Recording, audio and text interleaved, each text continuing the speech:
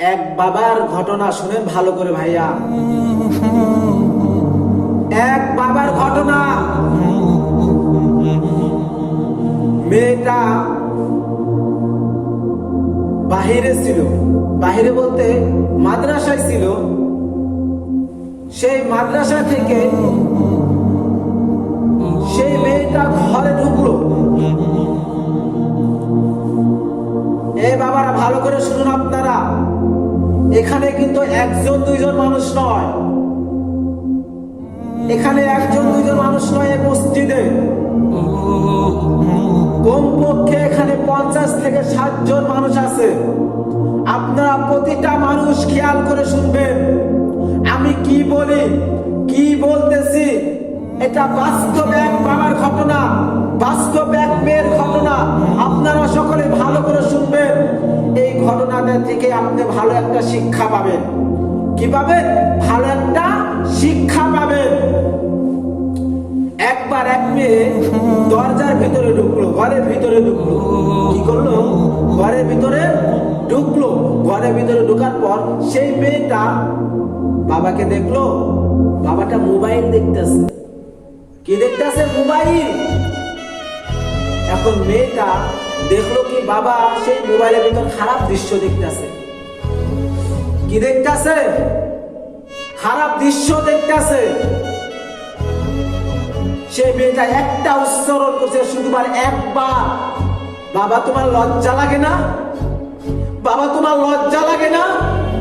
শুধু একবার এই কথাটা বলেছেন, বাবা তোমার লজ্জা লাগে না? বাবাটা শুনে অবাক, মেয়ের দিকে তাকিয়ে আছে, মেয়ের দিকে তাকিয়ে আছে। আমার মেয়ে আমাকে কি বললো? আমার মেয়ে আমাকে কি বললো? বাবা তোমার লজ্জা লাগে না? সেই মেয়েটা ঘরের ভিতর থেকে বের হয়ে গেল। বের হওয়ার পর সেই মেয়েটা মারা গেল। মারা যাওয়ার পর সেই বাবা মেয়ের দিকে তাকিয়ে শুধু একটা কথাই ভাবে, আমার মেয়ে আমাকে কি শিখায়া গেল? আমার মেয়ে আমাকে কি শিখায়া গেল? বাবা তোমার লজ্জা লাগে না? এই কথাটা শুধু মাথার ভিতর গোলমাল লাগতেছে, আমার মেয়ে আমাকে কি বলে গেল? সে মেয়েটাকে দাফন করলো। এলাকার মানুষ মিলে সেই মেয়েটাকে দাফন করলো। সে মেয়েটা কেন মারা গেল? বাবার কথা চিন্তা করে আমার বাবা মা কি করলো? আমার বাবা মোবাইলে খারাপ দৃশ্য কেন দেখলো? সেই মেয়েটা ছিল দিনদার, পরহেজগার, ভালো একটা নারী। সেই মেয়েটা বাবার দৃশ্য দেখে সেই মেয়েটা হার্ট স্ট্রোক করে মারা গেল। মারা যাওয়ার পর যখন বাবা তার মেয়েটাকে দাফন করে আসার সময় সেই বাবাটা হাসতে লাগলো। এলাকার মানুষ সেই মানুষকে দেখে বললো, তোমার মেয়ে মারা গেছে তুমি হাসতেছো? তোমার মেয়ে মারা গেছে তুমি হাসতেছো? সেই বাবাটা এলাকার মানুষকে বলতে লাগলো, আমার মেয়ে মারা গেছে, আমার মেয়ে মারা গেছে। মারা যাওয়ার আগে আমার মেয়ে আমাকে একটা শিক্ষা দিয়ে গেছে। আমার মেয়ে মারা যাওয়ার আগে আমাকে একটা শিক্ষা দিয়ে গেছে। আমি মোবাইলে খারাপ দৃশ্য দেখতেছি, আমি মোবাইলে খারাপ দৃশ্য দেখতেছি। আমার মেয়ে মাদ্রাসায় থেকে আসার পথে যখন ঘরে ঢুকলো, তখন আমার মেয়ে দেখতে পেল আমি মোবাইলে খারাপ দৃশ্য দেখতেছি। আমার মেয়ে এই খারাপ দৃশ্য দেখার পর আমার মেয়ে সহ্য করতে পারলো না। আমার মেয়ে একটা কথা উচ্চারণ করলো, বাবা তোমার লজ্জা লাগে না? এই কথাটা যখন বললো, তখন আমি আমার মেয়ের মুখের দিকে তাকিয়েছি। আমার মেয়ে আমাকে কি বললো? আফসোস,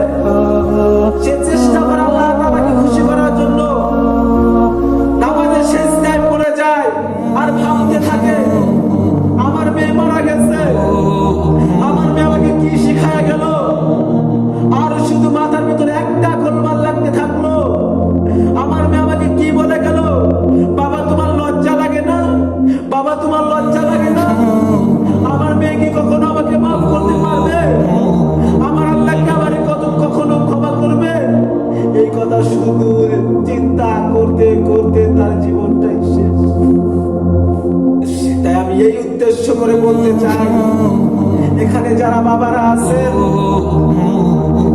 আপনারা ওই অশ্লীল কাজে চলে যায় না। আপনার ঘরে সন্তান আছে, আপনার ঘরে আপনার ছেলে আছে, আপনার ঘরে আপনার মেয়ে আছে। আপনি যদি মোবাইলে খারাপ দৃশ্য দেখতে থাকেন, এই ঘটনার মতো আপনার মেয়ে যদি দেখতে পায়, আপনার মেয়ে অন্তরে কষ্ট পাবে। আপনার ছেলে যদি দেখতে পায়, আপনার ছেলে অন্তরে কষ্ট পাবে। এটার উদ্দেশ্যই করে বলি, আপনারা খারাপ দৃশ্য দেখবেন না, কারণ মোবাইলে ভালো জিনিসও আছে, মোবাইলে খারাপ জিনিসও আছে, মোবাইলে খারাপ জিনিসও আছে। তাই বলতেছে, আপনারা কোন সময় ছেলের সামনে মেয়ের সামনে অশ্লীল কথা বলবেন না, খারাপ ভাষা দিয়ে বকা দিবেন না। কারণ সেই মেয়েরা, সেই ছেলেরা তার মার কাছ থেকে, তার বাবার কাছ থেকে শিক্ষা পায়। কারণ ছোট্ট থেকে মা বাবা যদি তাকে শিক্ষা না দেয়, বড় হলে কখনো শিক্ষা পাবে না, বড় হলে কখনোই শিক্ষা পাবে না। তাই আল্লাহ তাআলা আমাদের সবাইকে বুঝার তৌফিক দান করে দিক, যেন প্রতিটা বাবা মেয়ের কাছে, ছেলের কাছে যেন ভালো থাকে। বাবা মারা গেলে যেন ছেলে বলতে পারে, আমার বাবাকে ভালো শিক্ষা দিয়ে চলে গেছে। বাবা যদি মারা যায়, মেয়েটা যেন বলতে পারে, আমার বাবা ভালো জিনিস আমাকে শিক্ষা দিয়েছে। আমার বাবা মাদ্রাসায় পাঠানোর জন্য আমাকে জোর করে কোরআন শিক্ষা দিয়েছে। আমার বাবা দিনের পথে শিক্ষা দেওয়ার জন্য আমাকে বকা দিয়েছে। সেই কথাটা যেন ছেলে এবং মেয়ে যেন বলতে পারে, আপনি মারা গেলেন, আপনি মারা গেলে যেন এই কথাটা বলতে পারে আপনার মেয়ে এবং আপনার ছেলে। আজ থেকে ওয়াদা করেন, পিছনে যত গুনাহ করেছেন, পিছনে যত গুনাহ করেছেন, আজকে তওবা করবেন। আজকে আমি কিন্তু আপনাদের অনেক ছোট, অনেক ছোট, আপনারা আমাকে দাওয়াতে আনছেন। কখনো আমি এই এলাকা চিনি না, আপনারা আমাকে ফোন করে আনছেন। আমি আপনাদের কাছ থেকে টাকা মিছিল করে আসিনি, আপনারা আমাকে আনছেন। আমি